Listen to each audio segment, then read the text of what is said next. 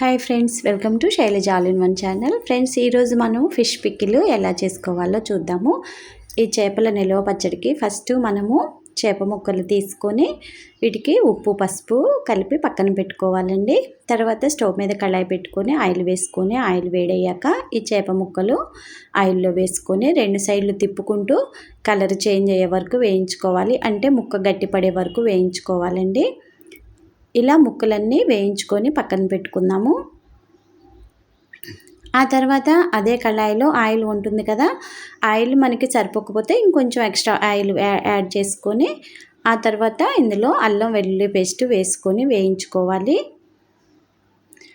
అల్లం వెల్లుల్లి పేస్ట్ కొంచెం వేగాక ఇందులో చింతపండు పేస్ట్ వేసుకోవాలండి. ఇది ఆల్రెడీ ఉడికించిన చింతపండు పేస్టే, మళ్ళీ కొంచెం వేగడానికని ఇందులో వేసుకుందాము.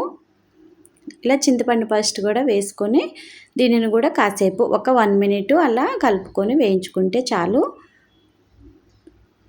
ఇలా మొత్తం అల్లం పేస్ట్కి మిక్స్ అయిపోయే వరకు వేయించుకుందాము. ఆ తర్వాత ఇందులో టేస్ట్కి సరిపోను ఉప్పు వేసుకోవాలి. నేను ఫస్ట్ ముక్కల్లో కొంచెం ఉప్పు వేసా కదా, దానిని బట్టి మళ్ళీ ఉప్పు వేసుకుందాం అనమాట. పచ్చడి కదా, కొంచెం ఉప్పు కారం ఎక్కువే పడతాయండి. ఉప్పు ఇంకా పసుపు వేసుకొని ఆ తర్వాత కారం కూడా వేసుకోవాలి. ఇలా కారం వేసుకొని మొత్తం బాగా మిక్స్ అయ్యే వరకు కలుపుకోవాలి. ఇలా మొత్తం మిక్స్ అయ్యాక ఇప్పుడు ఇందులో మనం వేయించి పెట్టుకున్న ఫిష్ ముక్కలు వేసుకోవాలి. ఇవన్నీ కూడా బాగా మిక్స్ అయిపోయే వరకు మొత్తం కలుపుకోవాలండి. ఇలా మొత్తం మిక్స్ అయ్యేదాకా కలుపుకొని ఆ తర్వాత ఇందులో ధనియాల పొడి ఒక 2 స్పూన్లు వేసుకోవాలి. ధనియాల పొడి ఇంకా కొంచెం మెంతిపిండి కూడా వేసుకోవాలి.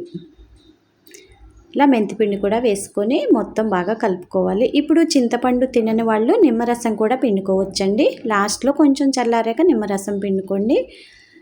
అంతే ఫ్రెండ్స్, ఎంతో టేస్టీగా నిల్వ ఉండే చేపల పచ్చడి రెడీ.